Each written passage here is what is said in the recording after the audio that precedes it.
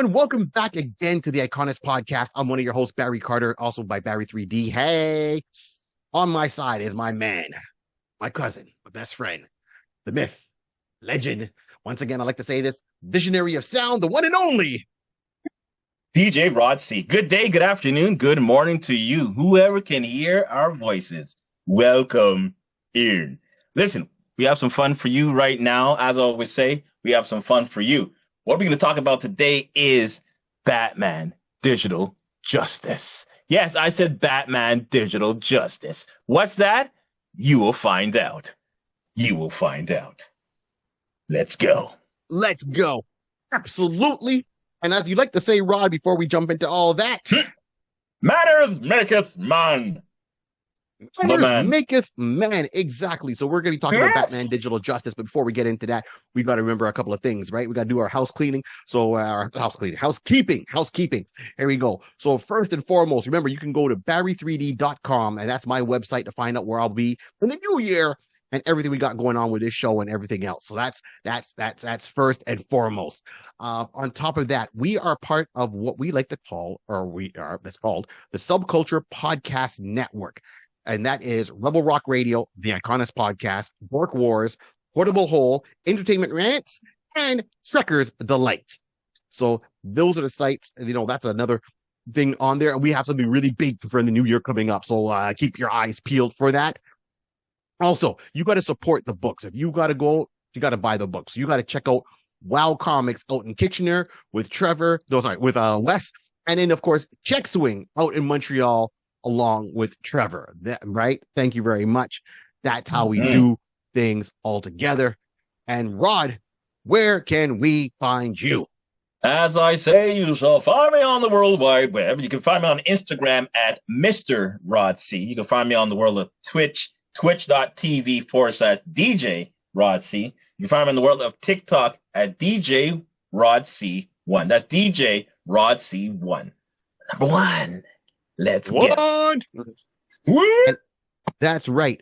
You can also find us. So if you want to turn around and do a podcast, you can also go out and do a podcast, and you can check out us at Podbean. So it's iconis.podbean.com. You can download all the audio episodes from there. Remember, like, subscribe, and share. Don't let the show be a secret. We're also on YouTube. And you can also use Podbean for all your hostings, if you want to do a podcast in the future, right?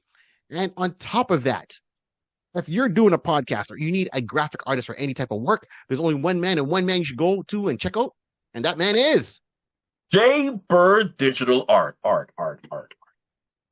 J Bird Digital Art, Mr. Jason Reese. Go and give him a shout out. Let him know that you heard about him on the iConis podcast, and he will give you a discount on the work. Go. All right. Woo! I think we got it all covered. Little Ric Flair right there. All right. Yeah, it's the Ric Flair right there. So we'll say this before we jump into Batman Digital Justice. Plug points. 1, happy holidays, Merry Christmas, anything you celebrate. This is the last one for the year. I know we didn't do as many this year. This year has been a different year for me personally. So just getting back in the swing of things. But thank you all for holding on, and I'll say that I really appreciate it very much. It's been in like a lamb, out like a lion. Well, rah, like a dungeon dragon, like Busta Rhymes would say. And that note, God bless, right? So I hope you all have a safe and happy New Year. Christmas, New Year's. We'll catch you in the new year. We'll be dropping little clips here and there just in the meantime for your listening pleasure. But for the main podcast, we will be back in the new year of 2025 along with Larry Reclizado. That's for sure. And we've got, in the works, got something big coming up with the whole, hopefully, or as many members from the Subculture Podcast crew. So it's gonna be a big one. Hold on, as we say in Quebec, attach le tuc. Okay, attach le tuc. That's right. Touch your hat. Hold on. There we go. Attach le tuc. Attach le tuc. There, right? So happy holidays. Now on that, I know usually we don't touch into the bigger names, as you know, the Batmans, the Supermans, and all that. We've said that before, and we have. We don't give them, because everyone knows the general stories of those heroes. But I always wanted to talk about Batman Digital Justice. because it's like an Elseworlds. It's a one-off. It was a hardcover graphic novel that came out in 1990. Ooh, I had hair. And it was So glorious. nice. It was absolutely glorious. That's all I gotta say. So before I get That's all too you much gotta into say. that, let me just start off with this. Rod, did you ever read Batman Digital Justice? I haven't read it until for this particular episode. I've come across it. Yeah. I've come across it, but I've never actually had a chance to sit down and actually read it. I don't recall actually reading it. So this was Okay. really more of a first time for me, laying my eyes upon it and getting myself into the digital justice aspect of Batman. And it was quite interesting. It was quite interesting. I'll say some points later on, about it. But yeah, it was quite interesting. Definitely, again, for its time, 1990. Yeah. It was interesting. Take note on Okay. that. All right. So before I dive more into it, let me just ask you a simple yes or no question. That's the truth. So yes or no? Do you think the book and the premise of the book stands up to today? Is it relevant in today? Yes or no? Uh,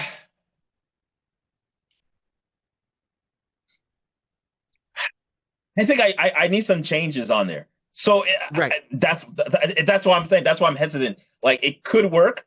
Right. I'll just say, for me, I would definitely have to retouch the story a bit. Yeah. In that regard, if I was kind of modernize it and just make it at least written, because it's futuristic. Let's just, if you can understand what it is. No, but that's what I'm saying. If anybody's catching it, it's not a Batman of lore. It's a Batman of lore, but it's not a Batman of that present time. At the time of 1990, it's a futuristic one. So we would have to do something now futuristic. So it could work. It just has to be kind of like you retouch and just the premise has to be changed up slightly. But we'll get into that.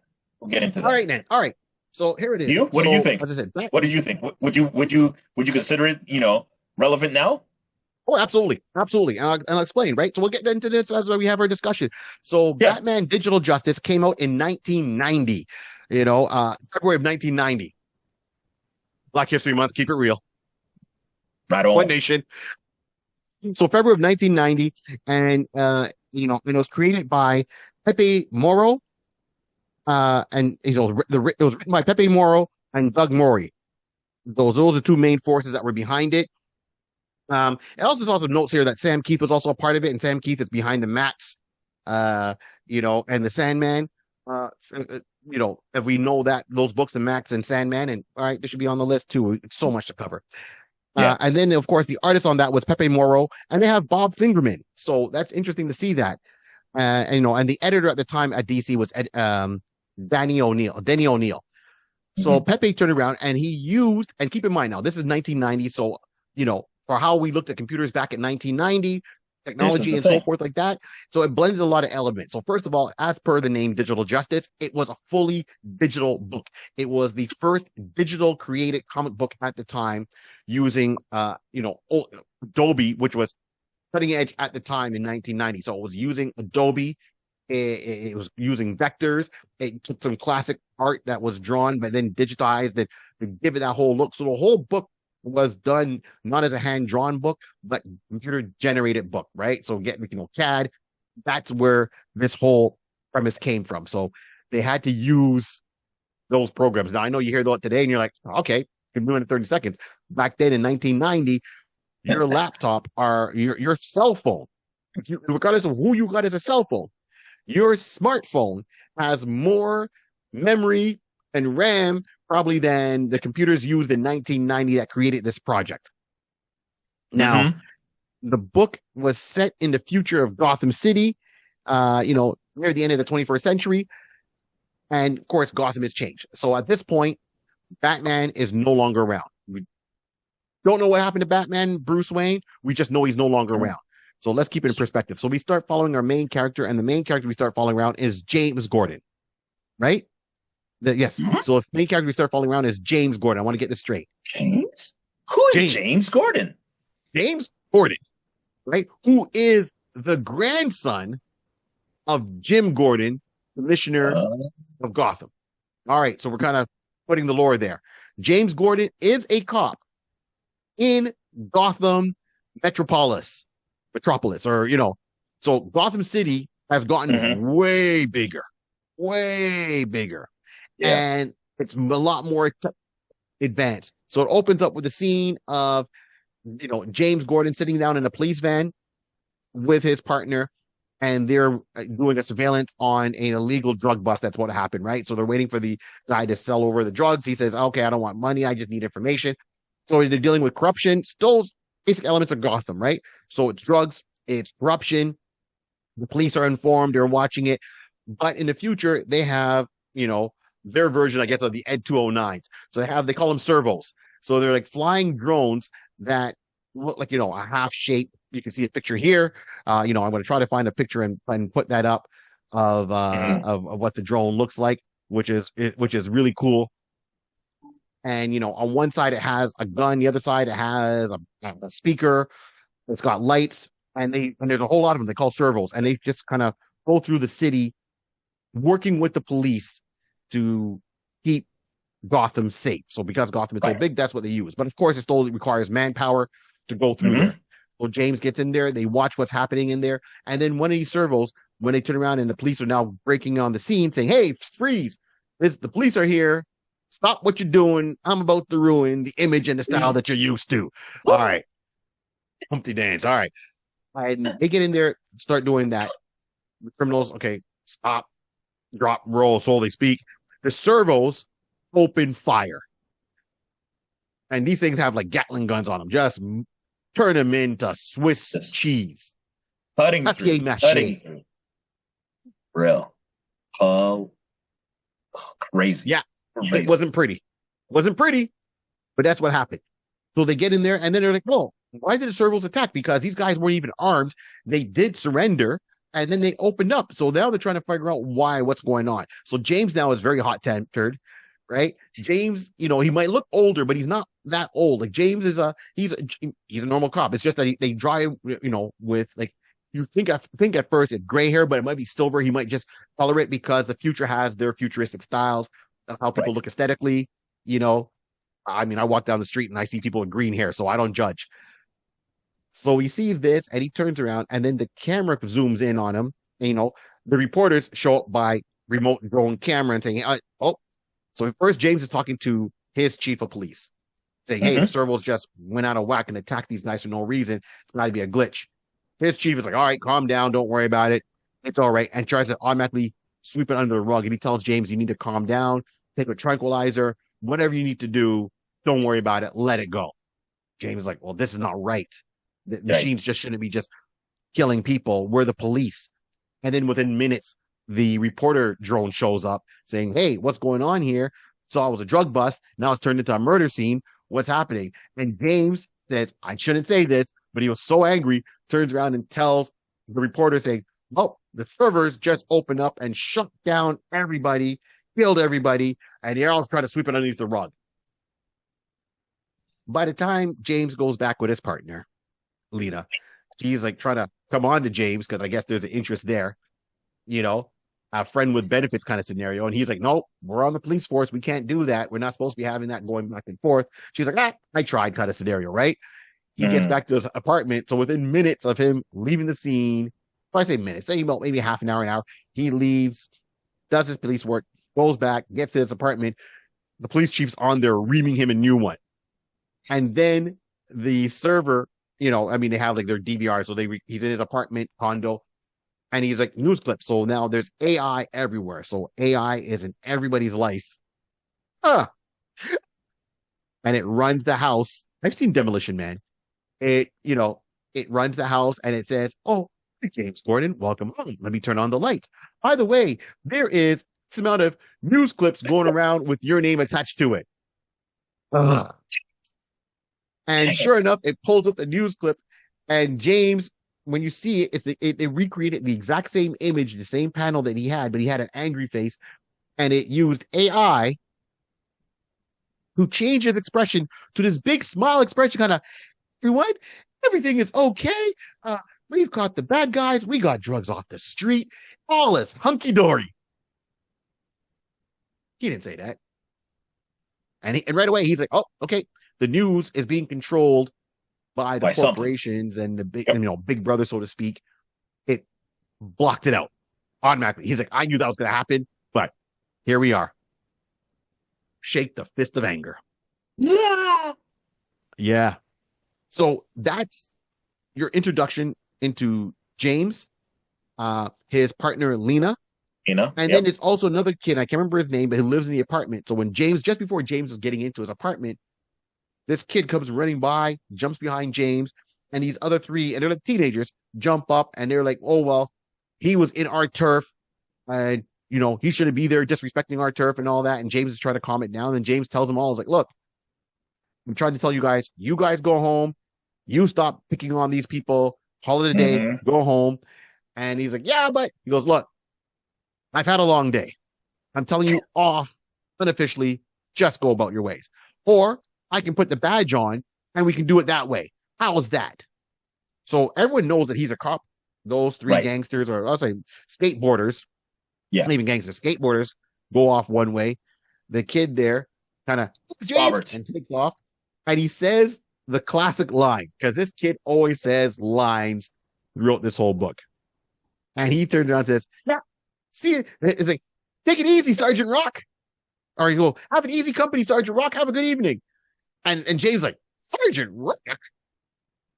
Where did you get these stuff?" That's literally what he was company, saying. Take it easy, company, Sergeant Rock. These kids today, I don't understand their language. Keep in mind, this is 1990. Yeah. Also, we did cover Sergeant Rock on our podcast, so let that be known. We cover Sergeant Rock too. So okay, all right, all right. So I like that intro. So what up to that point, Rod? What are you thinking when you're seeing that? So to help you out, that the guy, the boy's name is Robert. So Robert is the individual who came to who James came to his aid and help him out, kind of stereo. So I mean, it was very. Again, as I said earlier, it's very futuristic of that time. The imagery and everything like that is different.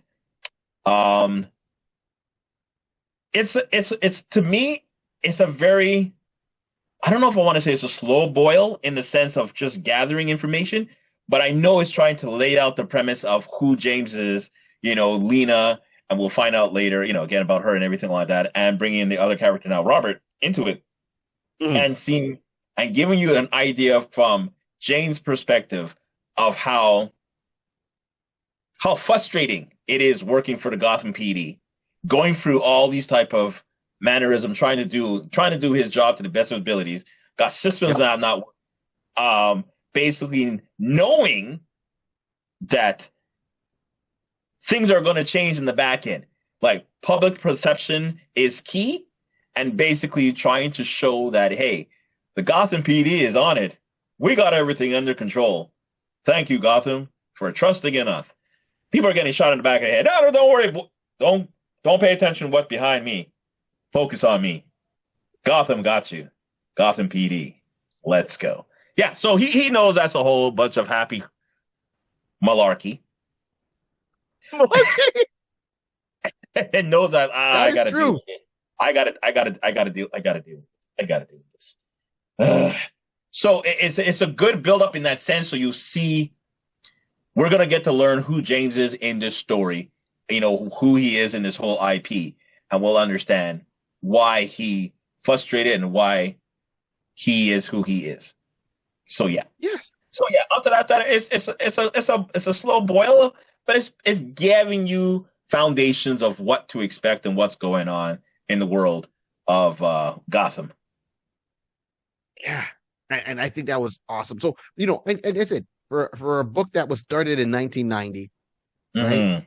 And then not a knock on it, I think it was great. So it's divided like I think like 3 chapters. It's a hardcover book. I actually own it. I went and I remember when this came out because I'm Mr. Futuristic guy. I'm like, oh my gosh, a 3D book animated, and I mean drawn by Adobe and CAD. I'm like, I'm all in, and I like the art style, the aesthetic of it.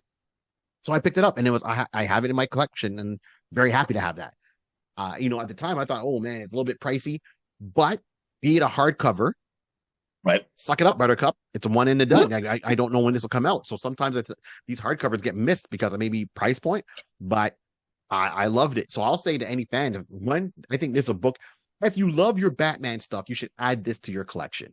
It's a great read. It's a lot of fun. We're not done yet. I'm just saying, I think for myself personally, I give this book a thumbs up. It's one. I keep an open mind. So Hmm. we've come now. We've met, as I said, Robert. We've met James. We met Lena, and I'm now starting to develop, opinions. Like, hey, well, someone's got to be Batman. And then as it goes on, James goes through. He watches the video screen. He sees how he's portrayed or how the AI and the computer has changed his answers. It's a cover up. Fine. And then he goes out, and it's supposed to be his day off. And then his partner Lena calls him up while he's working out. And she says, "Hey, you got to come down to the park. Someone actually made it into the park. You got to come by here and you got to see what happened. You want to believe I know it's your day off. You got to come over." So James goes down. He makes his way to the park. And as he gets in there, once again, there's a couple people, or what's left of them. They're Swiss cheese at this point. And he's like, "What happened?" He goes, "Well, the servers caught people in the park, came up behind. They weren't even doing anything illegal. And it just came up from behind the statue. So the statue we see is of Batman. It's a rock statue, like how the Rocky Balboa statue was, Right. the top of the stairs. It was one for Batman, Hmm. or in Christopher Nolan's Batman when they made the statue of Batman. So it's a rock or granite stone statue, but the head is off. So you just see the body, the head's on the floor, and then you see the remains of people there. They have to use these machines to kind of just get the people's DNA to kind of pull who they were. So one person used to be a criminal, but they were not doing anything criminal. But the servos just shot them all up, shot off the head of the Batman statue. So they try to figure out what's going on, why to do that again. There's a malfunction. There's another cover up, and we go forward with that tale.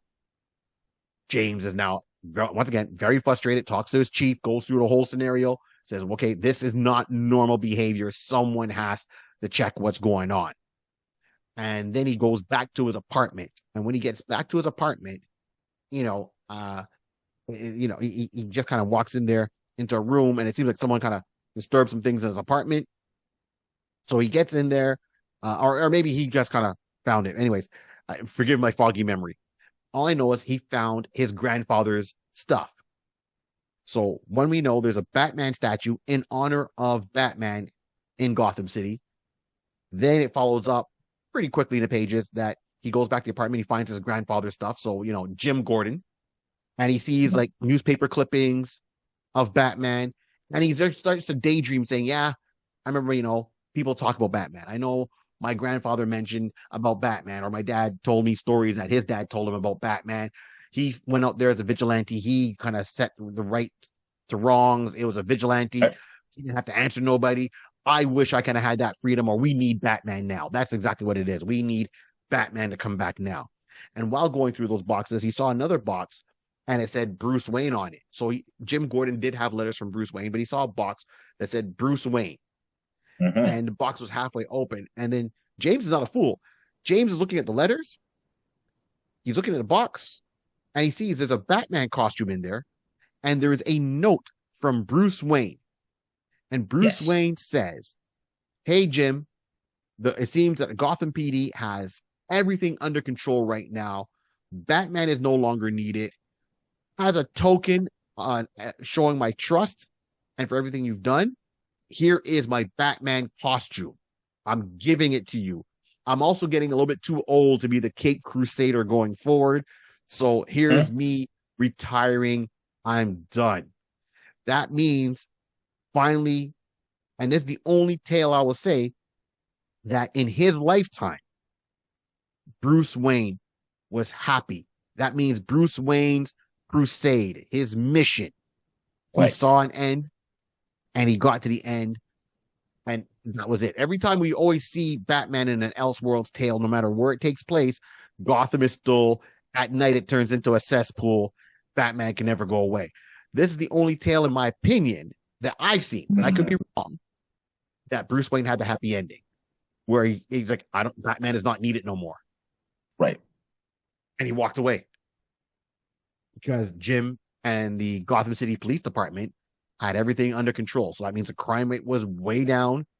No, it doesn't say whatever happened to Batman's villains. So there's no mention of what happened to, his rogue gallery, as vast as they are. No mention of what happened to Dick Grayson, Barbara Gordon. We know that Jim Gordon had a kid and he's a grandfather. Right. Jim Gordon has passed away at this point, right? We don't even know if James's father, who would have been Jim Gordon's son, is still alive or not. There's no mention of it, and that's fine. You don't got to go that deep into it, but I'd like to think that Bruce Wayne finally said, "Hey, I'm too old. You got it under control. I'm retired. Here's my costume. I'm going to find out who Bruce Wayne is," because we always knew that Batman was the persona and Bruce Wayne was the mask. So now, hopefully, he was able to find out who Bruce Wayne was, where he fell into the world. Did he stay a bachelor for the rest of his life and live solo? Did he meet somebody? Like we don't know. There's a lot of questions out there we don't know, and that's fine because we're only going in this story. And I thought this would have been a good intro tale into something that could have been maybe going on long term. So, I got to that point. So what are you thinking about that point there, Rod? He finds a costume. He now knows Bruce is Batman, and here we are. Right. Well, here's the thing. James is not labeled, but he is a detective. So he's not even like say he's a cop. He's like a plainclothes detective in Gotham. So he basically is using the deductive skills and just basically trying to put two and two together. Like you said, I'm watching it back again here. He walked into the room, realized someone was digging through his stuff and coming across all these other items, reading through the old clippings and getting a better understanding. Because again, the statue is known, the city knows. Like, here's a good thing about Batman. Bruce has made it clear in any of the indentations that Gotham will always know of Batman. It will go years later on in life, but Gotham will always know of Batman. So it's just clear now that James Gordon knows of the lore of Batman, know of it. Like you said, you see the situation that happened around the statue. And as a funny thing, you find that the incident happened where these people got gunned down. It happened, as Barry said, the servo came behind the Batman statue and shot him down. You then all you see is a headless statue. The Batman head is on the floor. Interesting. You would think, well, okay, the servo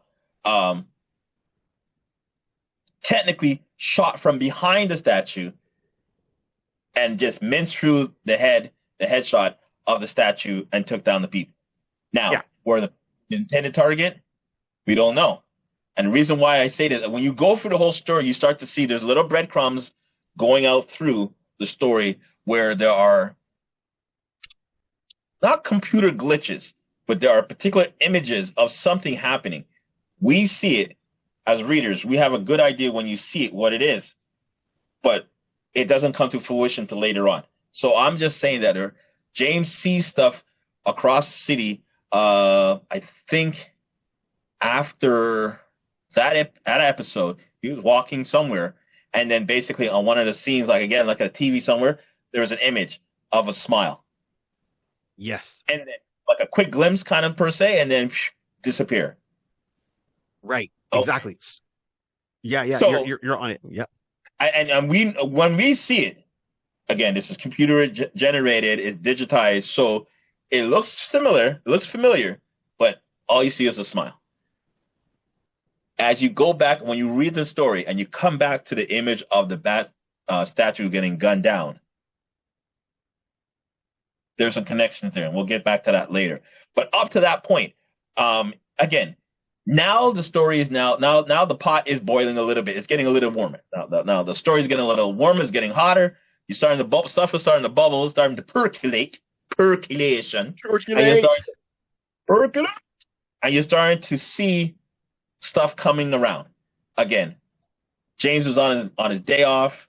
Lena said, "Yo, you're gonna hate yourself if you don't come down. I'm calling you. I'm on my day off. Yeah, you're going to hate yourself when you hear about this later and you didn't come to check it out. All right, I'm going to come check it out." And then you just give him that inclination of seeing what's happening. So I like the fact that it's now building, and we're starting to get an idea of We now understand that James is the main character. Like we didn't know from the beginning, but we got to better understand that James is the main character. So he's now going to be connected into this somehow. So once this is all done, now James is seeing, James is now seeing the costume. I'm realizing that okay, this is Batman's uniform. This is his outfit. Uh, Something needs to be done in this city. Something's completely off. This guy was a one army wrecking machine. He had no powers, but he did everything by himself. Because again, great thing about it, at this point now, James is reading articles, he's reading news clippings, old clippings that was there from his great grandfather that was there. His father had clippings. So he's starting to read documentation showing like, yo, Batman was doing all this. He was saving the city by himself. Maybe there's something to this. This lore seems to have something that people are afraid of. Maybe I can do something for this. I can do something with this. And then you see a couple of panels later, out of the shadow, the Dark Knight rises. And ladies and gentlemen, it just gives you the clip of it gives you now the clip, and it's hilarious. I'm going to say this that this was came out in 1990 February. Yeah. Now I remember when Batman Michael Keaton came. I know it came in 1990, but I didn't know if it came out what month. But the hilarious thing is there's certain elements. Again, it's just a Batman, the Batman lore comes out from around the shadows. What are you doing over here? What are you doing over here? And all of a sudden, who are you? I'm Batman. Right? Like, that's it. Done. Okay. Yeah. Done. So we're now building on that lore, and now we as the readers are taking two and two together, realizing, oh, James did it. James just lost. He just lost his mind. He's just putting on a suit and running around the city. Well, there's one part though, just before that he has his come to Jesus moment, right?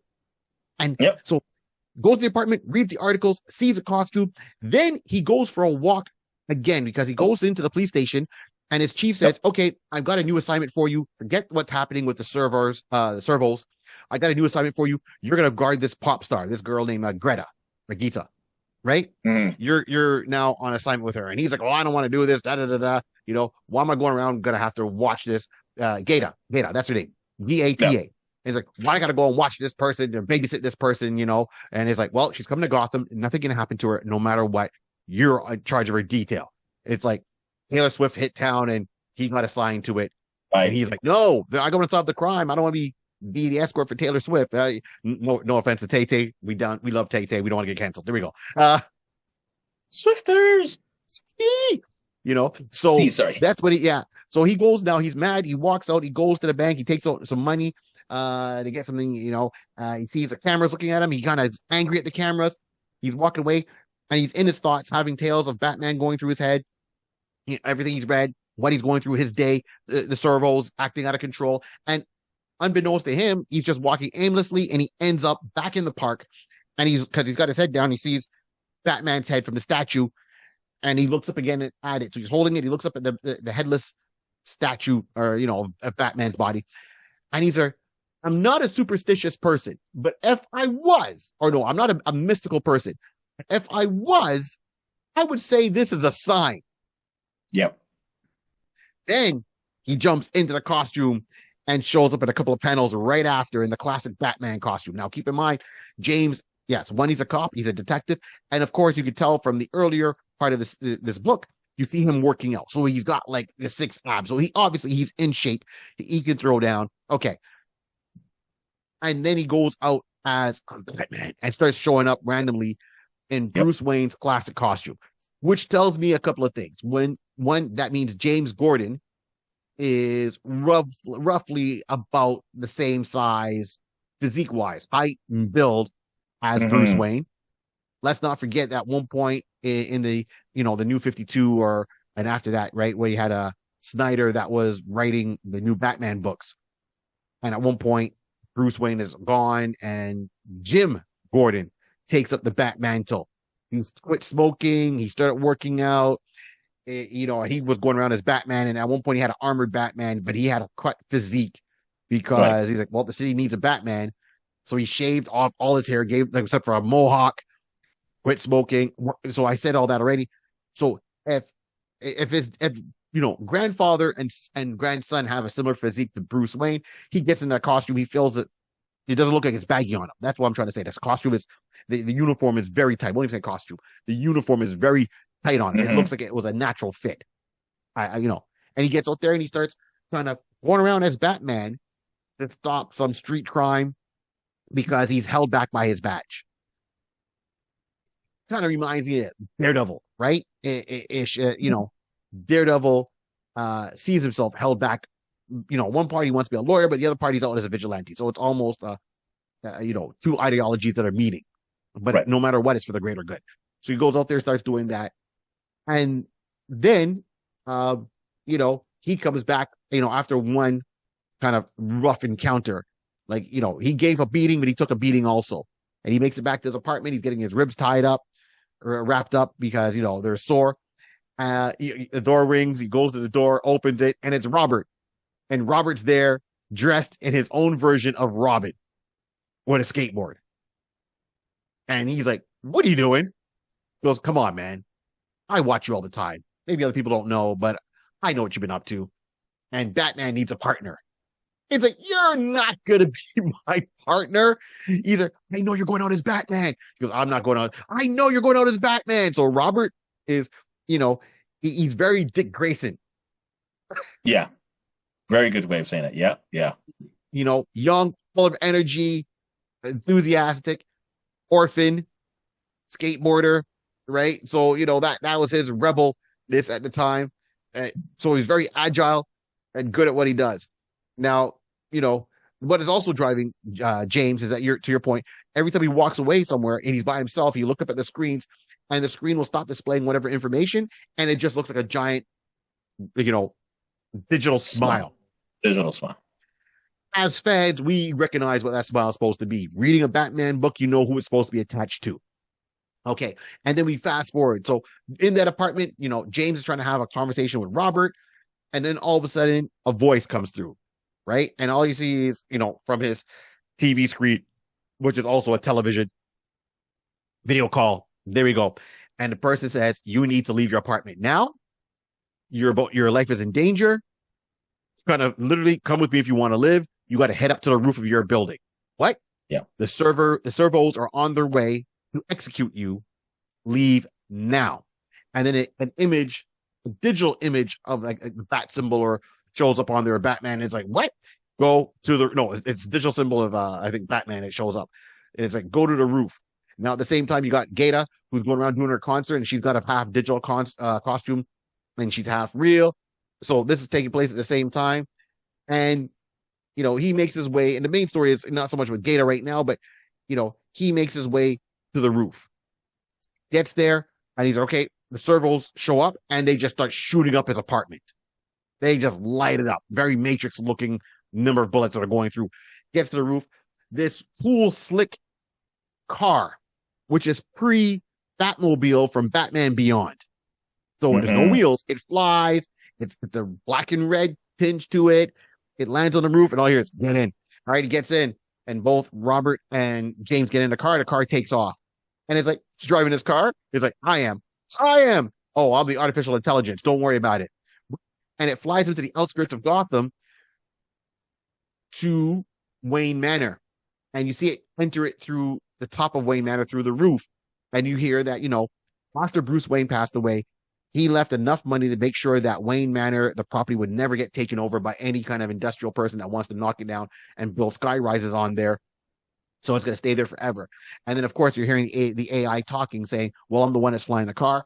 I'm also, the creator, was always thankful that he was able to stop, but he was never sure, if Batman will never be not needed. Like, Batman will probably be needed again in the future. So the creator, made me as a just in case. And he's like, who are you? And then on the screen comes like a digitized head of Batman with the cowl and everything like that.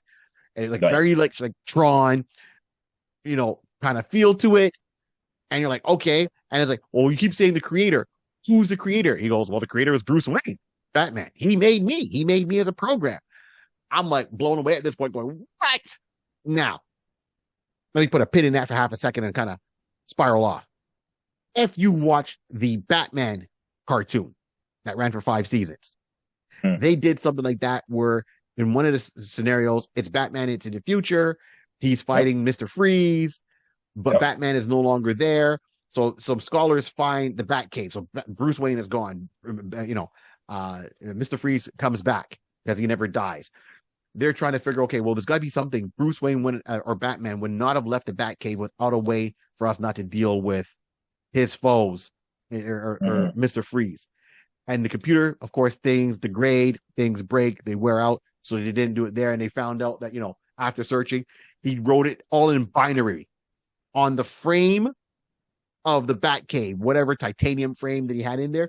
He wrote a binary code. So once they scanned it, they were able to kind of get the weapon they can use against Mr. Freeze because he's leveled up, and that's how they did it. So one, that reminded me, Batman Digital Justice kind of opened my mind when I watched the Batman cartoon with that episode. And I'm like, that seemed like it was kind of a Batman Digital Justice, like he's planning for the future. Also, Batman Beyond. Period. Yep. Okay.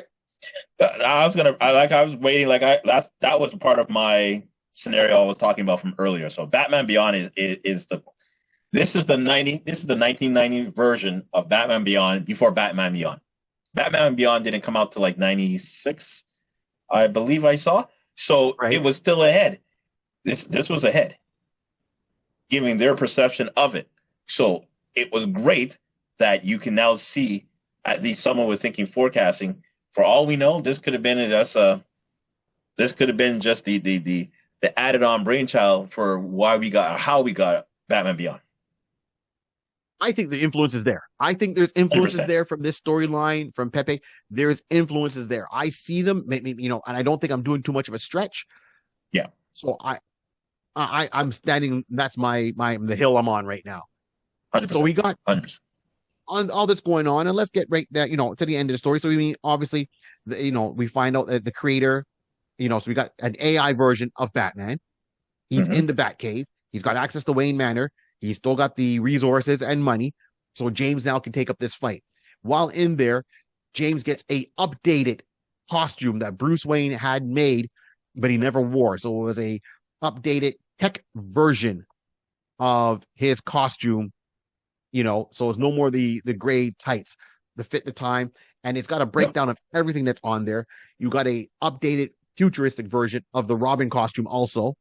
They kept the basic elements, but it's got a memory on there. It's got better protection. It's got digital goggles. He's got the flying Batmobile now. He's got the Wayne Manor, the Batcave. So he's got all the future tech. So Batman has really gone to there, and he's got now the knowledge of Bruce Wayne put into this computer in the Batcave. And then they even have a robot Alfred, which is still being programmed, so it's a little bit quirky. So, obviously Alfred's passed away, Bruce Wayne has passed away, but he's planned for the future as a contingency plan. And then you find out that the virus they're dealing with is the Joker. So someone in politics was a fan of the Joker and kind of put that virus out there, and that's what's causing the Servos to go crazy. So now we get into the fight of the main thing. So we'll get into, and I'm kind of getting to the end of it. So the end of it was really, we've got our Batman, we've got our Robin.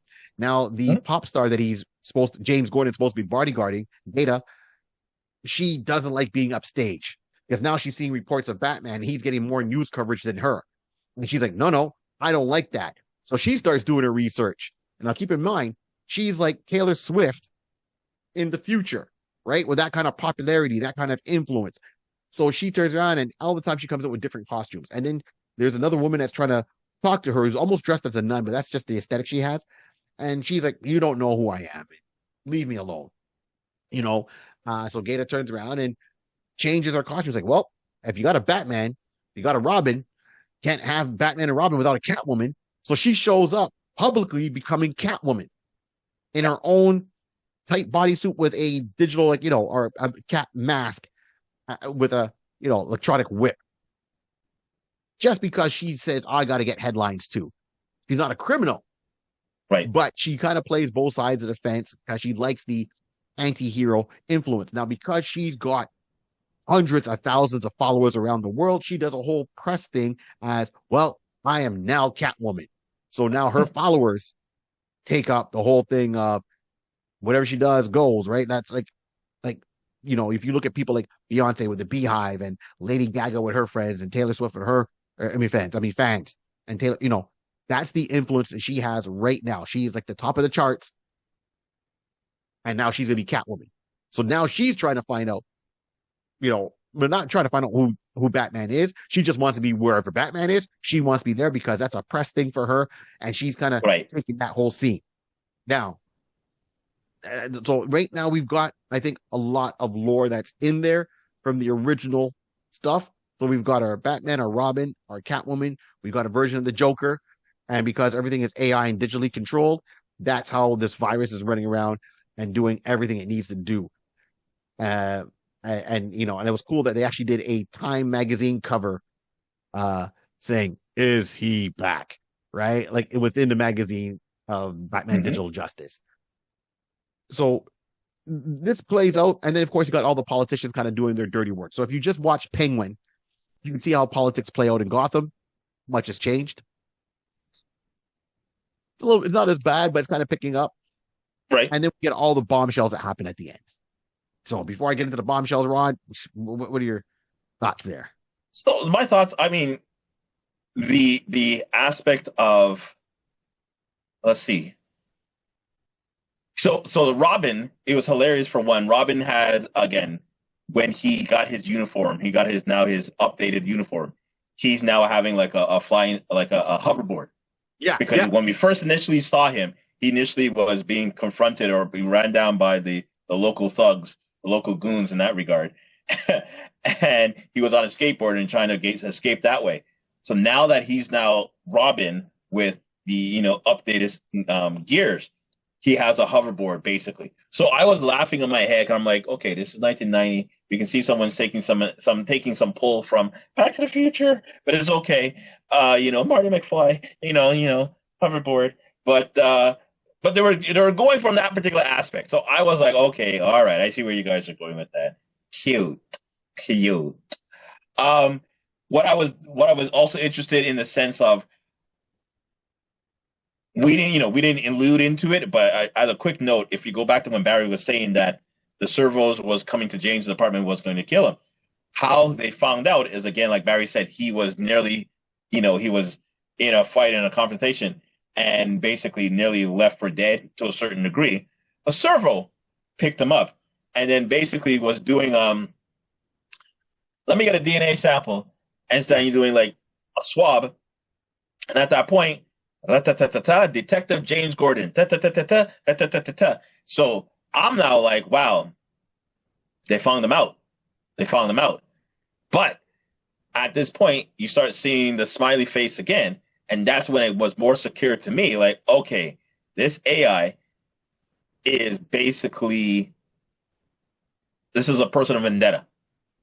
It's a personal vendetta. And this is when you start to see and realizing, oh, this is the Joker. Again, because there's always been that notion that the Joker always knew who Bruce Wayne was. It's part of the fun. I'm not going to give away that information. Without him, there's no me. Without me, there's no him. So I can't get rid of him. So showing that in the digital sense in the future, Joker found out who Batman was and didn't reveal it to anybody because he wants to have that fun for himself. So he wanted to be able to go and kill him again. Hence, going back to what I was saying with the statue, Joker's part of was that the infection virus in the system shooting down decapitating the Batman statue because he has a love-hate, as we know, for Batman. So yeah, absolutely. Right now, and at this point, now that we've gone to catch up in the story, he's at the Batcave, and now he is out and now confronting with Gia, Catwoman. It's just again, it's all about hilarious.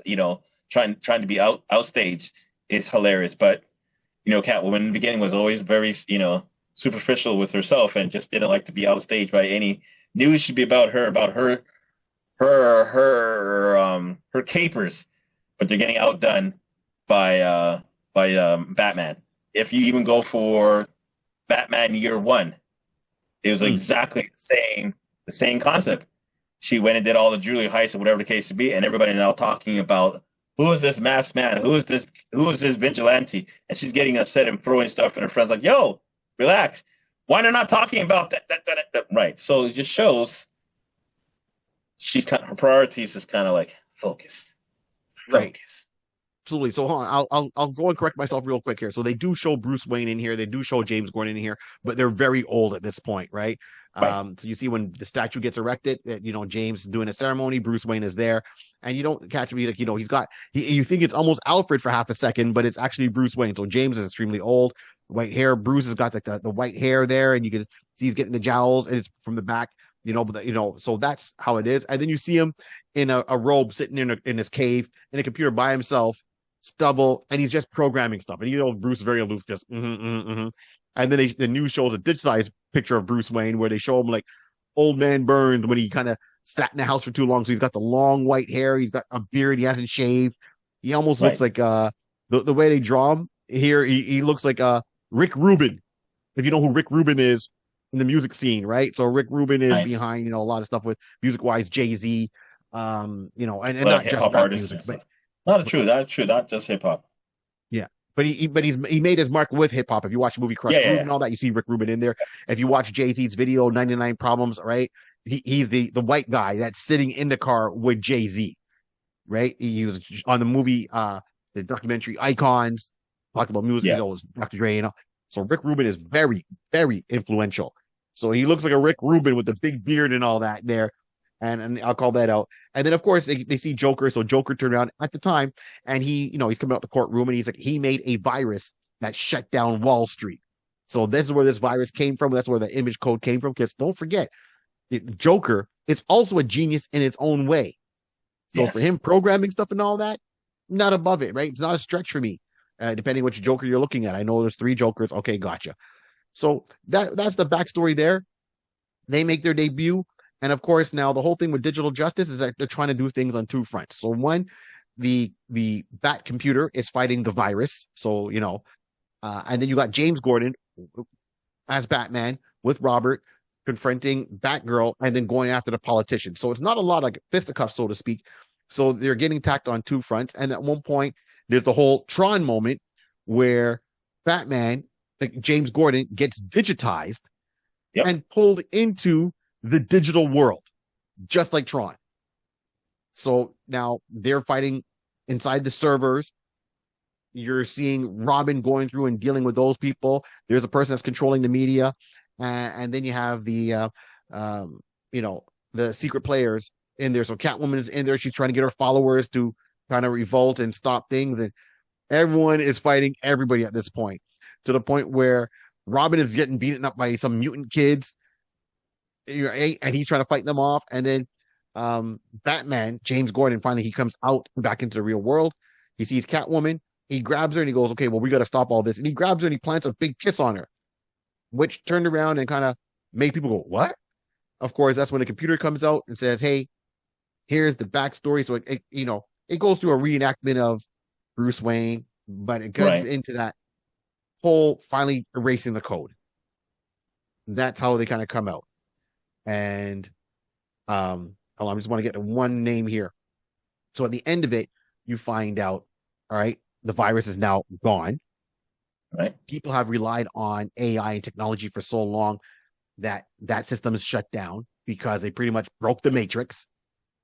And they all make a pact to still stay together. So James, along with Gata, along with Patrick, are going to stay in the personas of Batman, Catwoman, and Robin because, like I say, a lot of people right now are not going to know what they're going to do in life going forward in the city. Mm-hmm. We got to help them out as much as possible so we don't backslide into what Gotham was before, right? All those years ago. So the person I'm trying to find, and I found her name. So one of the characters in there, she's a Gotham, she works for Gotham Life Life Codes Corporation, or she's an owner, right? She's also known as Madam X, and her name is Maria Romero. There we go. Rome Hero. There we go. The reason I have to mention her is because she's one of these politicians. She's very high up there political wise, and she runs like the cloning business So you find out that Data is a clone of her because as Maria was getting older, she made a clone of herself, Right. put it out there, and she was Data's benefactor to kind of put her through school, support her in anything she wanted to do. Because the plan was very a la Micronauts, body banks. Is when Maria was getting up there, she was going to transfer her mind into a younger body. But she refused to do it at one point because she saw the clone of herself, younger, take a different life path. And she started looking at her as a daughter as opposed to a surrogate body. So Right. she just let her live her own life. Ah, yay. And that's like oversimplification of like the ending of the book. You got to read the book. Like I'm really Right. huge on it. And I like that the book gives a breakdown of the bat costume, the bat, all the things that the Batmobile, the future one, can do, like how fast it can fly, how much memory it has, its power source, what it has on board for weapons, and the same thing. It gives a great breakdown for the whole thing. Um, you know, can't go wrong. Like I say, I tell everyone, add it to your collection. That's why you should go to your comic book stores. Right. All right, Rod, what do you think of the ending of this book? Well, I mean, it was interesting again with the whole digital aspect of it, and that's where I was like, oh, okay, it was interesting. I admit it made me now think like Max Headroom, uh, going from Yes, that aspect. Like you said, Tron, Max Headroom.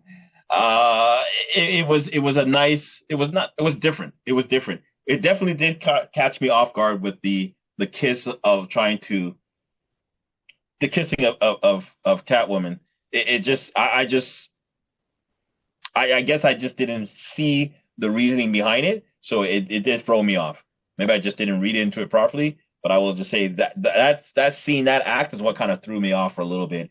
But it being able to go into the computer and fight Joker on the digital aspect of it now kind of brings you to again we're pulling stuff from Batman Beyond the the the the episode when they had with the Joker, where the Joker actually was digitized and yes. basically Return of the Joker, over right? That it Return of was the Joker. episodes, and they did it as a movie. Yeah. Exactly. So that part of it was again maybe it was like rethought and rehashed and we're like, okay, maybe we can't get him into a system. We'll have him come out, whatever the case to be, have it out, but have the implant a digital ties. You have to break the digital code to take out the DNA of Joker within who he was inhabiting with Tim. And who else? I can't remember. No, it was just Tim. It was just Tim at that time. So that's why I'm starting seeing the similarities. So this is where I would say that yeah, the story was nice, and as I said initially, it just has to be like rewritten, rehashed, rethought on it if you're gonna try to do it modern times. Like, can it be done? Yeah, definitely can be done. Can definitely be done. The exact same premise. This is where we might have to say, okay, we'll have to tweak it a bit and just take the parameters of what's the goal? Is it going to be a digital type of warfare? And then again, do you have the ability? Are we going to manifest the ability for people to be digitized into the digital world? Are we going to make it like Ready Player One type of aspect of it? Okay. You All know, right. there if you going that route, you have to make sure you can show prior that there's a way to do it. That's the functionality has always been there, but will there be a real need for Batman to go on a digital plane to fight the Joker? That's where I'm like, unless the story from the beginning makes a better sense, you write it up. I can't just foresee a reasoning for him to go digital nowadays. Like if we're gonna rewrite it for now, I just can't see that myself. But again, if someone just writes a story that say that if you want the focal point that he has to go digital to fight the Joker, okay, we'll just have to sit down and just hash it out. But if we bring it out that sort of like, but then again, it goes to the Return of the Joker type of aspect, have it digitally, brought into the real world. It's already been done, but I'm sure we can still come with a different story or something not parallel to that, but get a different idea to that. So yeah, You see what I mean? So yeah. I get what you're saying. I get what you're saying. So I'll say this, and we'll get down to our normal, usual business, our mission Hmm. statement, our mode of operations. So can this tale happen now? Yes, and I'll say why. Yes. Because with the uh, rise of AI, right, with all the AI tools that are coming up, 100%. that's what the book focuses on. It really Yeah. the bottom line of the book focuses on AI, technology, and coding. Hmm. So as I said, my smartphone has way more memory than the Commodore 64 I bought when I was a kid. Yep. Way more RAM, right? Like we have tabs now. That means computer with a screen already on it. Our smartphones have that because of things out there like Google and Zoom, like we use, and everything else. Okay, yeah, we are in a digital age. So the book represented a digital age. It represented a lot of those programs like Adobe and CAD that are still around up to now, along with even others like what they had to go and get a big machine for. They can probably do on today's laptop. Right. And of course we're still going by leaps and bounds. I mean, keep Yeah. in mind in our lifespan we've gone from Yeah. rotary phones, right? Like we've Yep. gone from the old school, you know rotary phone to the Punch. smartphones Just we have no, right not even now. punch. Not even that. Not even that. Remember, we had punch. Like rotary was one. Then you had the actual button phones. Yes. Then, like you say, you'll at least you got to make that transition of showing like, yeah, that was big. You didn't have to. No, no, I don't have to do all that. I could just punch directly in. Sold, sold. You Yep, got me right there. exactly. We Then we went, updated to digital. Sold. of Let's course, go. we went from 12-inch and 45s, right, up to 8 tracks and players to CDs and now MP3s. It's all in the cloud. Yep. Yep. So a lot of those things still happen with this book, right? So here's my thing. You know, okay. So let me ask you first, and I'll go in because I might go in Yeah. for a long spiel. I'm gonna try to make so. If you would you see this come back? How would you like to see this come back? Would you want to see this as an updated version of? Would you want to see this come out in some type of other medium, like a movie or a cartoon? How But would I would like a movie. I would like a movie, but I want it animated. I want to be animated because at least now we can get a little bit more in depth and have yeah, more creativity to to just dig deeper into the digital lore, into futuristic lore. right, Um, we won't be like held back by do anything CGI or anything in that regard. You still CGI, in that sense, yeah, if you yeah, had a live one. But I think we can have more fun and more in depth if we had the ability to just give us a cartoon, give us an anime aspect of it, mhm, either one, and we can now dig into the digital lore. Now, any of the ideas that you're trying to rehash to create could be more plausible. You can make it more realistic in the sense, like I'll say, you know what? Now that we know more than we did 30 years ago when the book was written, you can now come up with a storyline and have it shown much more in depth. Yeah, I think there's different layers that we can definitely pull onto this. So I would go digital. I would not digital. Sorry, I would go animated cartoons with that. okay, That would all be right. So if that's the case, you have a voice actor or voice actors or Yeah. So all I did is really because at this point, really James is the main person I need to voice act. yeah, Anybody else?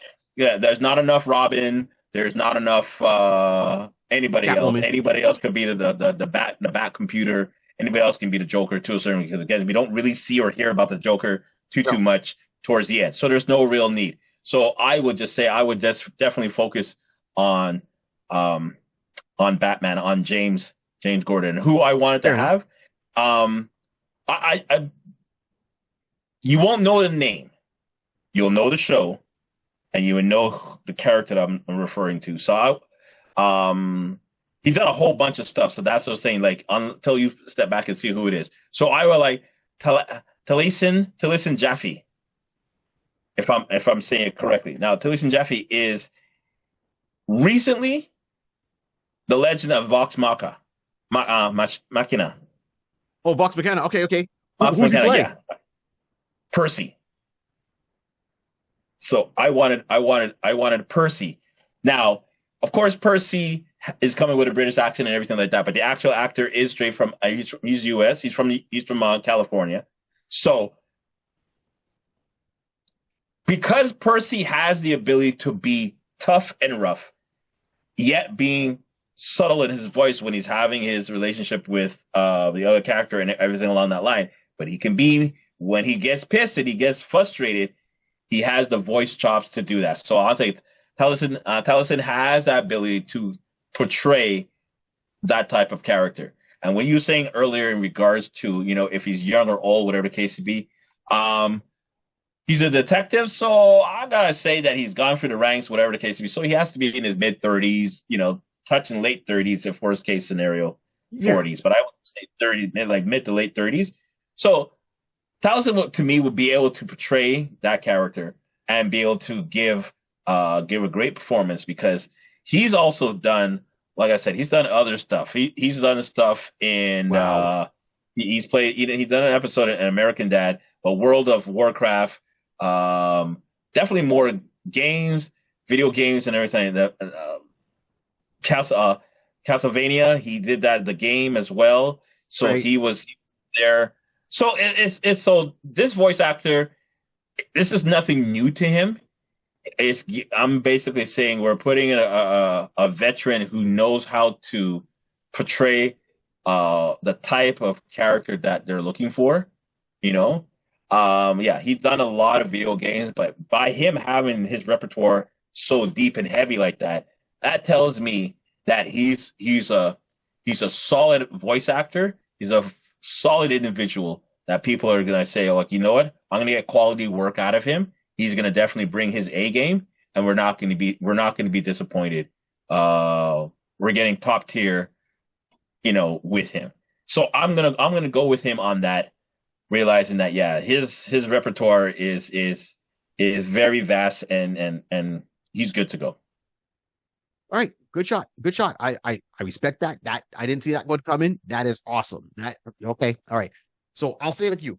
I'm going animated. No question about that. Strong bloodlines, we see the same thing. So I don't want to see it live action. I like the digital world. I think this is a great jump off piece that we can expand the world into a whole, instead of a new 52, we could have a whole digital world. They had a 1 million comics and a 1 million world. All right. So digital justice. Here we go. So I want to see this animated. I think DC should turn around and do it as a DC showcase movie, right? Or an Elseworlds movie. So they got to put that tag on there first and foremost. Yeah. And that's how they're going to play that out. So, give me that Batman Digital Justice, DC showcase.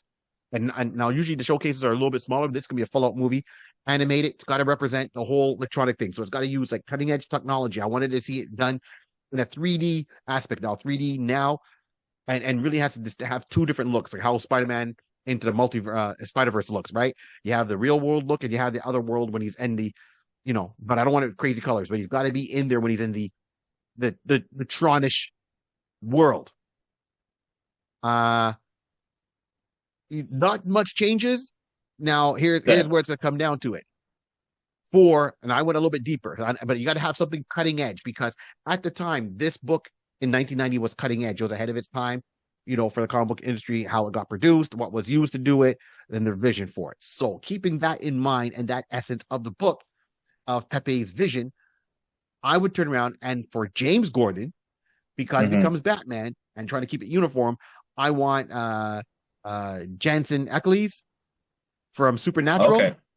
Yeah. So let him come in to be James Gordon. Let him do that voice work for James Gordon because he becomes Batman. Now, here's where we're going to get with it. In honor of remembering people who have passed, Kevin Conroy has been the voice of Batman for many years. 100%. Let's bring him back. I understand he's passed away, but we have enough voice clips of him that you can probably use AI to take out his words and redo like the phrase, like words he says, and then redo it as sentences, and it comes out to be the digital Batman on screen. Okay. Even if we only get him near the end, I think that's be a great homage to say, and it also parallels, right? Because Kevin Conroy was the voice of Batman. Unfortunately, that actor has passed away. right? So now we can take all his voice work that he's done as Batman over the years and give it maybe more of a flat tone through something like AI or whatever they use to have him come back and talk like Batman. So you understand it's still Kevin Conroy's voice, and the voice lives on even after the actor is gone, just like Bruce Wayne has gone on and passed away, even though the computer is still around. And that would keep that vision of saying, oh, wow, they use cutting edge technology at the time in 2024, borderline 2025, to bring back the voice of someone who portrayed this character with the permission of, Kevin's family to say, yes, Right. you can use the voice in this project. And it'd be, I think it'd be cutting edge homage to it, right? It's not taking away work from an actor. It's more the positive, like this is the influence this actor has had. And maybe this could be his official last project to say, well, he's passed away. He's playing a person that's passed away. That's the parallels in this, in a one-shot movie. And then let's get back to the books. Let's get back to the books for half a second. You can do a digital justice.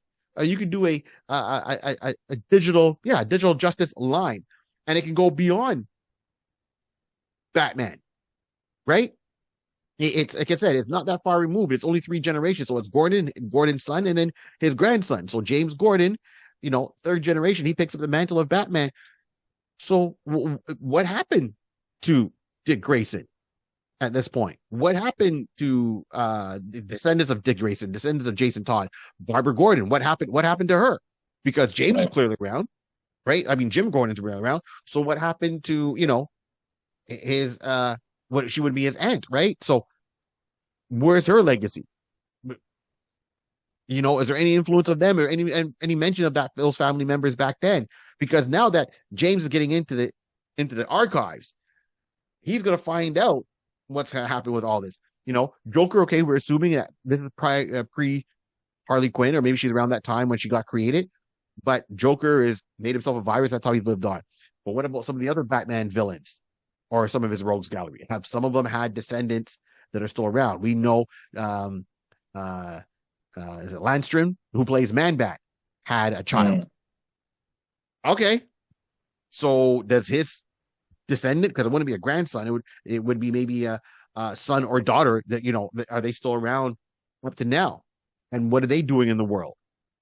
And clearly, if James is there, Batman was there, Jim Gordon was there, that means there's other heroes out there, right? And maybe ones we not thought about. I know everyone's going to think about Superman and Wonder Woman. All right. Well, maybe Superman's still alive. Maybe Wonder Woman's still alive. They're still immortal, so they might come back in.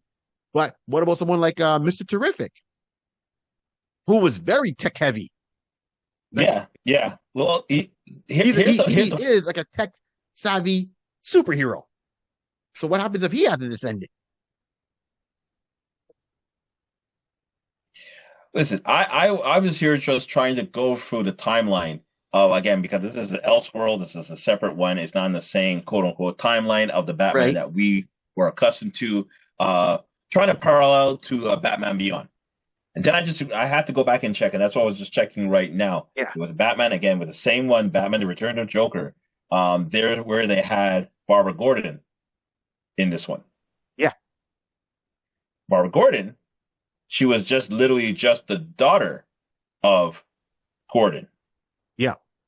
So in that sense, this timeline, this Elseworld timeline, is a next generation after us. Yep. So it's even older. It's like even futuristic. Because I was thinking which one came, like I was saying, like it's going to be parallel or close enough to Batman Beyond. But I realized, no, wait a minute. Barbara was our connection, and again, Bruce was still alive at that time, so it just means that.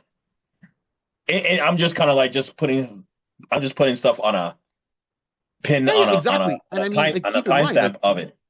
Right, and even with Christopher Nolan, right? When Christopher Nolan did the Batman movies with Christian Bale, Jim did have a son, and he had a daughter. He had 2 kids. Right. There's sometimes that they write Jim Gordon having a son, and then sometimes they just focus on Barbara. So who knows? Who knows? All I'm saying is possibilities are out there. I love this book, obviously, because I bought it, still have it, still has fond memories for me. I still think this holds up to now. I would love to see this come back. And I said, it doesn't have to be in our universe. We know DC has many universes, clearly. Right. So this could be an offshoot from a different universe, and we can go from there. But once again, it can be done as a showcase title or an Elseworlds title, right? Because this would be pre-Elseworlds or outside of that, and bring it in somewhere. Let's just see. It doesn't have to make sense. Understand that Shadow of the Bat was a little bit different than the Batman and Batman the Animated Series. Yep. All right. I'm just saying it's out there. If they want to make it fit, they can make it fit. If they want to kind of keep it in its own little bubble, that's fine too. Just put an Elseworlds tab on it and give me that whole thing, and that's what I want to see. And the cutting edge piece to this was cutting edge. So we bring back Kevin Conroy, to have a voice of the Bat computer near the end, and that's gonna have fans static over the moon going, wow, look at that. He's still here doing this character, even though the voice actor has passed away. And in this story, the character he was playing has passed away. That is, I think that is a respectable homage to the character and to the actor. There we go. Yeah. All right. I thought this would be a short one, but it is. Any last words, Rob, before we wrap this one up? No, listen, the Digital Justice is again, it's a very unique story, and it's good that it's now opening the realm of Batman, fighting on a digital scale in that regard. We've seen that before, but this again, like him being infused in like Tron, it's a different storyline. So it was definitely different. It was definitely nice to see and have that option to say, well, we can check that off on the Batman lore of what the possibilities. Basically, an Elseworld universe has now been created, has been found. We can etch that as number Elseworld. I don't know what number, but we'll figure it out. Sounds good. Guys to make those numbers, right? And I mean, look, they say like software-wise, Electronic Arts, it was done on Apple. Apple was part of this too. So right. Sharp Ink, that was the hardware. Right. Okay, so there's a lot of stuff that went into this book. So I'll say this, man. Thank you everyone for listening and tuning into our walk down Batman Digital Justice. I like doing the offshoots of the unknown version of main heroes. That's always been my interest of like, oh, what happened of this or happened to that happen. So as we always like to say, like, subscribe, and share. Don't let the show be a secret. Wish you once again all the best for the holidays. See you guys in the new year of 2025. Keep safe, keep tuned. And remember, keep clicking. We're still here. And remember, this whole world was created by a pencil, a piece of paper, and lots of imagination. Clearly, like this tale, keep on dreaming. We're out.